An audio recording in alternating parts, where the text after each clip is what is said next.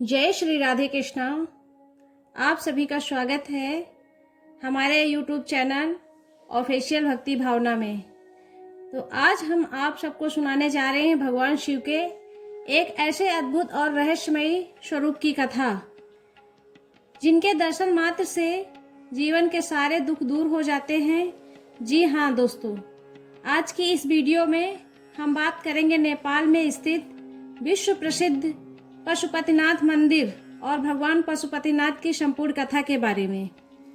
तो वीडियो को अंत तक जरूर देखिएगा, क्योंकि आज की यह कथा आपके मन को भक्ति से भर देगी। तो शुरुआत करते हैं। दोस्तों, भगवान शिव को कई नामों से जाना जाता है, जैसे महादेव, भोलेनाथ, नीलकंठ, त्रिपुरारी और पशुपतिनाथ। पशुपतिनाथ शब्द का अर्थ होता है समस्त जीवों के स्वामी।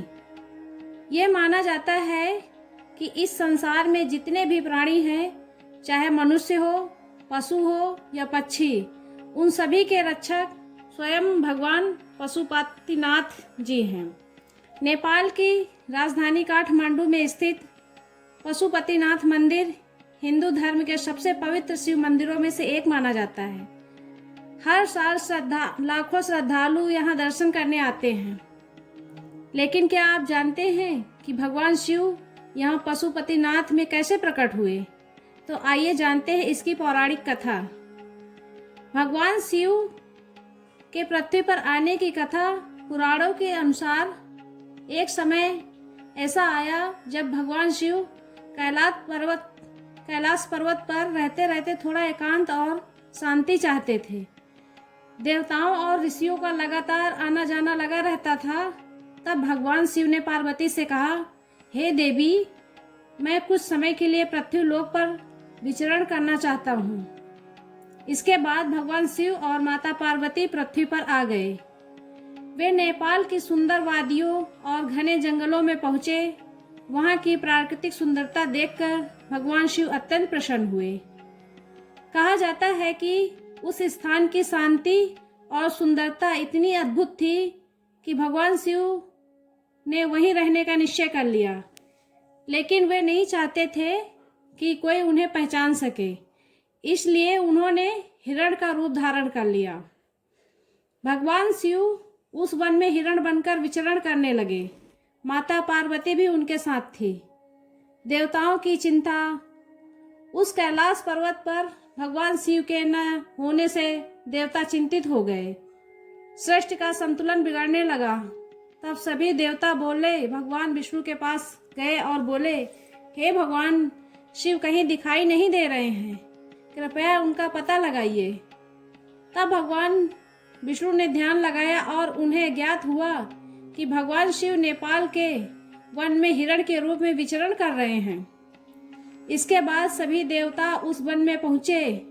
उन्होंने भगवान शिव को पहचान लिया, लेकिन भगवान शिव वापस कैलाश नहीं जाना चाहते थे। तब देवताओं ने उस हिरण को पकड़ने का प्रयास किया। कहा जाता है कि इसी दौरान हिरण का एक सींग टूट गया और धरती में समा गया। भगवान शिव अपने वास्तविक रूप में प्रकट हुए और बोले, यह स्थान अब सदैव मेरा निवास स्थान रहेगा। यहाँ मैं पशुपतिनाथ के रूप में पूजे जाऊंगा। तभी से उस स्थान पर भगवान पशुपतिनाथ की पूजा होने लगी। शिवलिंग प्रकट होने की कथा। कई वर्षों बाद एक ग्वाला अपनी गायों को चराने उस स्थान पर ले जाया करता था। उसने देखा कि उसकी एक गाय रोज एक विशेष स्थान पर जाकर अपने आप दूध बहाने लगती है। ग्वाले को यह देखकर आश्चर्य हुआ।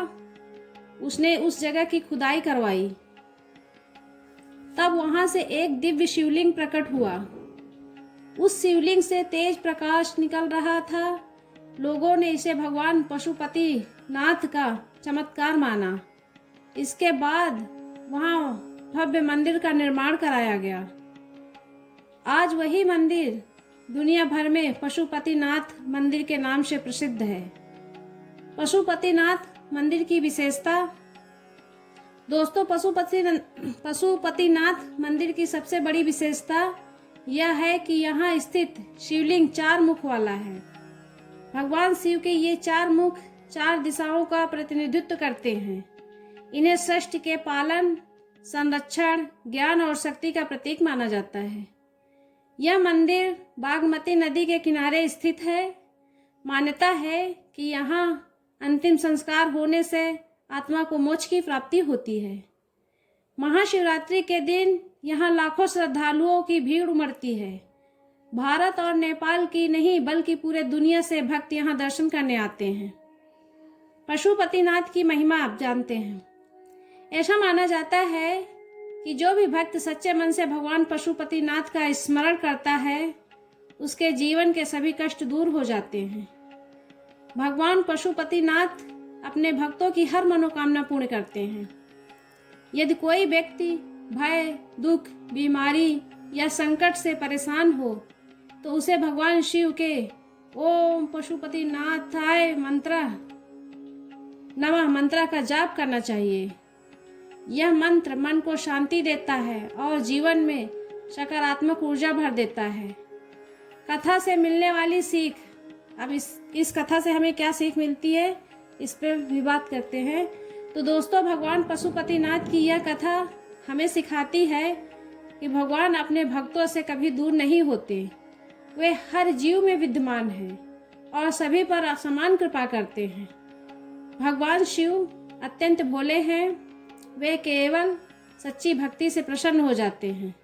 इसीलिए हमें हमेशा अच्छे कर्म करने चाहिए, जीवों पर दया करनी चाहिए और भगवान का स्मरण करते रहना चाहिए। अब समापन करते हैं कथा का। तो दोस्तों, यह थी भगवान पशुपतिनाथ की संपूर्ण पौराणिक कथा।